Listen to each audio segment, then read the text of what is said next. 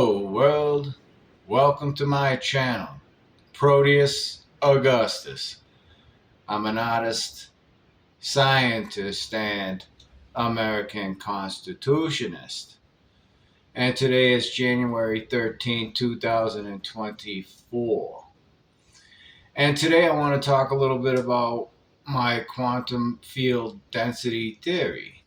And, the thing is with me is I got other business I have to take care of, but one way I learned to manage stress is to, use my different interests to distract me from other things that I need to address. I know they're there, you schedule it, but if you are constantly thinking about it when you're trying to do other things, right? Like, so the art, it's not necessarily a distraction, it's just another reflection of my thought process, another way for me to explain to people what I'm thinking. I didn't notice, but I guess not everybody can see images in their mind and manipulate objects and stuff. I don't have a problem doing that. And also, um, by you end up becoming a polymath because I have to focus on other topics like I'm going to talk about right now. It just takes a lot more time to do. It takes a long time. So you're talking years or whatever, right? But that's one of the ways I deal with stress, and that is by learning these other topics that I need in order to function in society the way I function in society. Whereas other people have an advantage in that arena socially on how they manipulate people, and I'm not a manipulator of people. I'm someone that tries to achieve merit and try to be a good person, right? But anyways, so today what I want to talk about is my quantum field density theory, like I said before. And a question came up, and I've been listening to some physicists. And, the other day, a physicist said that gravity was a fundamental force, a Nobel Prize winner. All right. And as far as I know, nobody gave a real good definition of gravity. And it's not a force, right? And I'm going to give my definition of gravity with respect to my quantum field density theory. And then today I heard another physicist postulating that can a universe just be created on quantum fluctuations, right? Real close. And I answered that question in the text section, and I ended up writing it down because I thought it was a really good reflection at the time. Because I've been thinking about this the past couple of days, like I said, to distract me from these legal things that I have to write up that I have a lot already done on, but I got to polish up, right? So I focus on the physics now, my quantum field density theory, and use that part of my mind and more of a visualization.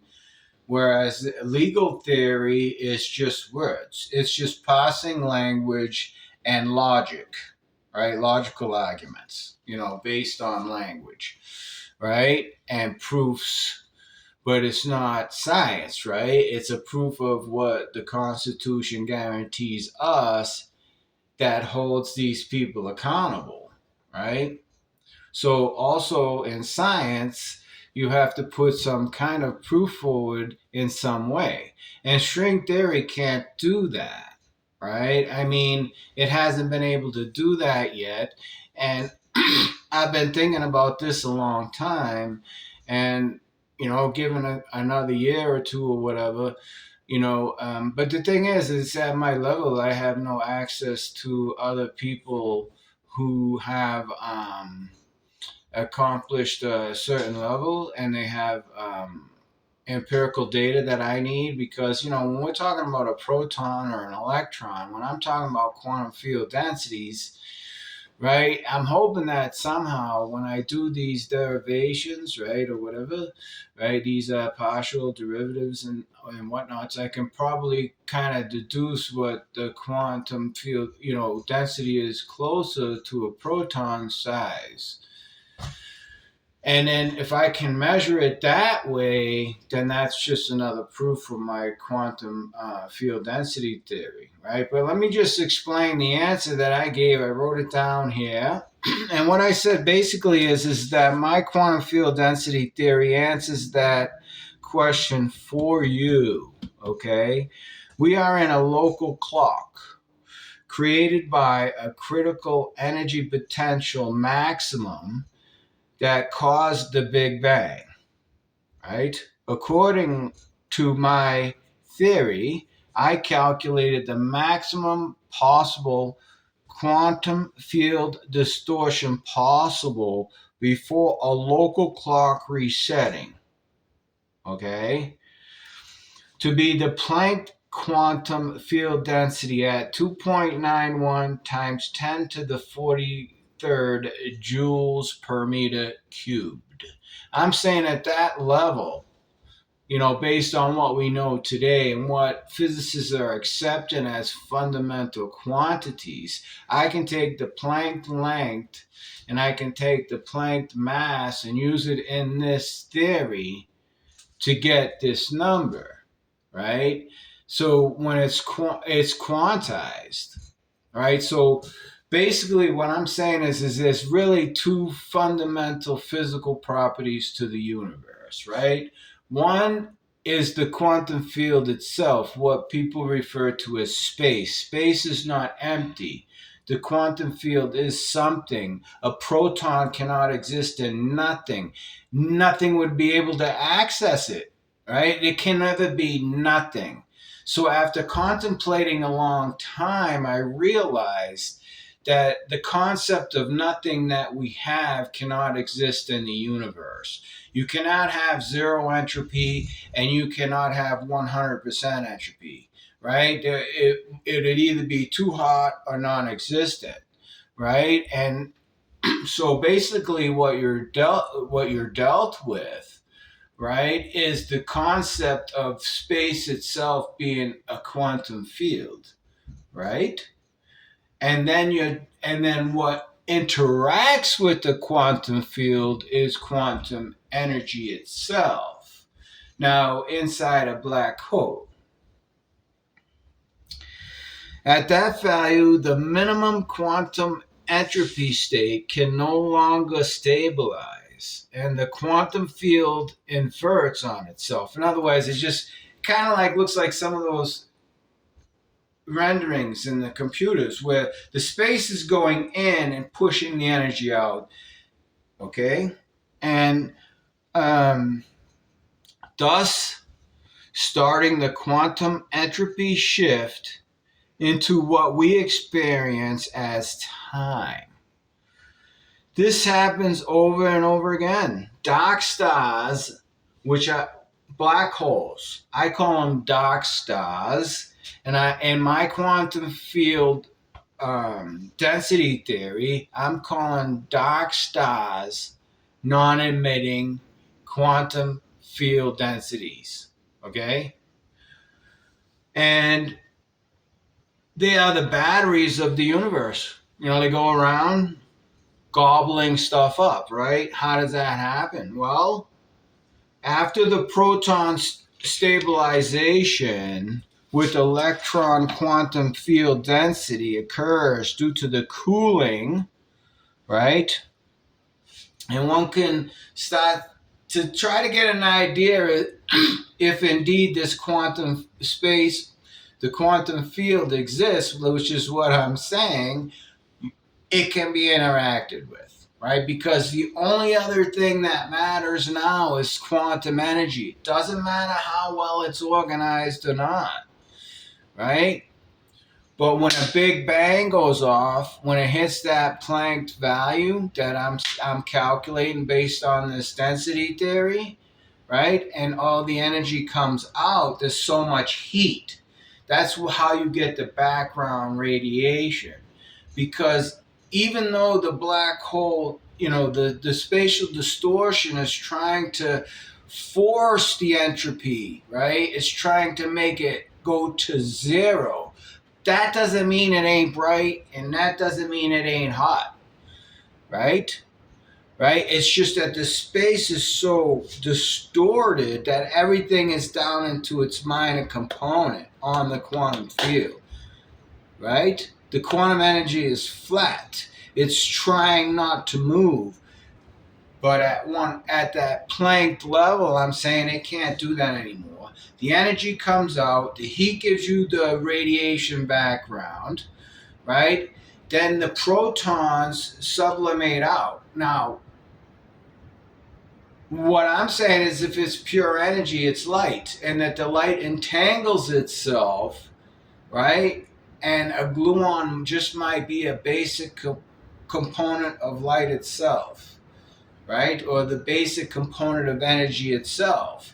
And then you get the quarks, but that happens really fast because the space, when it inverts, it's still there. The quantum field is still there. It exerts itself, right, on the quantum energy there, right? So when it goes off, right, they are then what happens is that quantum field densities accumulate to stars, and I'm calling those emitting quantum field densities. That's what I'm calling a star. Okay? They are then eventually consumed by dark stars, and then dark stars eat each other till the Planck quantum field density is reached and another quantum clock resets. Okay? Now, this defeats the multi-worlds, okay, because even though there's a Planck length value, right, that releases the energy and starts the quantum entropy shift, right? Once that starts, now everything is dispersing, right? But still, the spaces around it, that's what's keeping it together. That and the rest of the universe. Everything is interplaying, not just what we can experience, right? That's why, you can still have the Big Bang and still have a larger open universe, which I call the infinite void. Right? It's an infinite void. The quantum field is infinite. We're all part of it. We're assembled onto it, starting off with the proton condensation.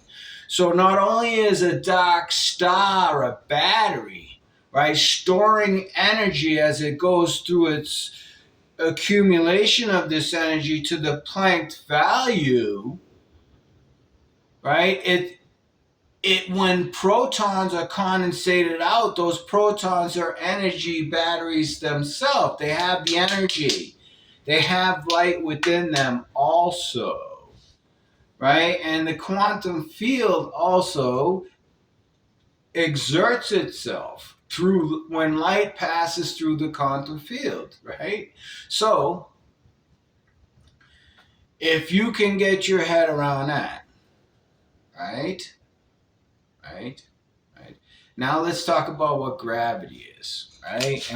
So the two definitions I have, number one, a black hole is a dark star, right? It is a non-emitting quantum field density, okay? A star is an emitting quantum field density, okay? Now, gravity, I was working on a definition for gravity, right? On how I could, because this other physicist was saying that gravity is a force. It's not a force. It's an experience. That's what it is, in my opinion, right? So I came up with I came up with a definition, and my definition for gravity is the corporeal experience of a quantum entropy shift created by gradient of juxtaposed quantum field densities. So when you have two quantum field densities, right now you're talking about how is this quantum moving? It's moving because, not because of quantum fluctuations in a quantum field, but because of the quantum field densities created in the field. And it's not flat. The quantum field is not flat, it's everywhere, every direction, you name it, right? We're all built up on it, right? So, right, if you can follow that, right, and put your mind about just densities, try to forget about what you're seeing now, and try to put it into more of a conceptual idea in your mind, if that's the way you think, right? And now let's start looking at it graphically, right? Right? So mathematically, you can see these spheres of influence, right, that have been put upon the quantum field that cause the distortion of the quantum field that we call spatial distortion, right? And that's how the photon gets bent around. And that's how Einstein proved, right, his flat space theory, that it's going around in like a drain kind of way, right? It's constantly being pulled towards it, and, not necessarily on a string, right? Or something like that. Right? Although everything is vibrating, everything is moving, everything is influencing itself, because all of that energy that was built up in the supermassive black hole that was released at this Planck value has energy, vibratory energy, heat energy, light energy, all of that was all packaged up into the light itself. And when it went off, the light entangled itself because space forced it upon it. And that's how we got protons. And that's how we got the first quantum field densities in the corporeal experience of this local clock, right? And as it moves through, we feel it as we clock it as time. Because in our minds we're moving through space, right? But time is also happening upon us, right? In my quantum field density theory, I don't need time. Time doesn't matter. What matters is, right, is the perpetual motion of the universe, right?